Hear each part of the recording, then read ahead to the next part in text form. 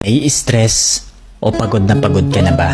Gusto ko lang ipaalala sa'yo na kahit gaano ka ka-stress ngayon, wag na wag kang sumuko sa mga pangarap mo. Kailangan mong tandaan parati na magtiwala ka sa progress na nangyayari sa buhay mo. Kahit alam ko na minsan sobrang hirap at sobrang nakakapagod na din talaga. Magtiwala ka sa kakayahan mo.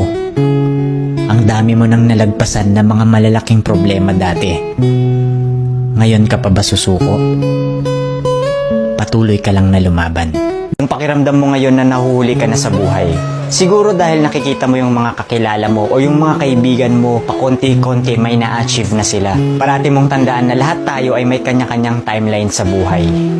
Hindi ka nahuhuli at hindi ka rin naman nauuna. Kung nasaan ka man ngayon sa buhay mo, yan ang lesson at experience na kailangan mong pagdaanan ngayon. Lahat tayo ay may sariling kwento sa buhay na makaka-inspire ng ibang tao. Sarili mong kwento yan. Kaya make sure na sulitin mo ang bawat moment at gawin mong fulfilling ang kwento mo kahit anong mangyari.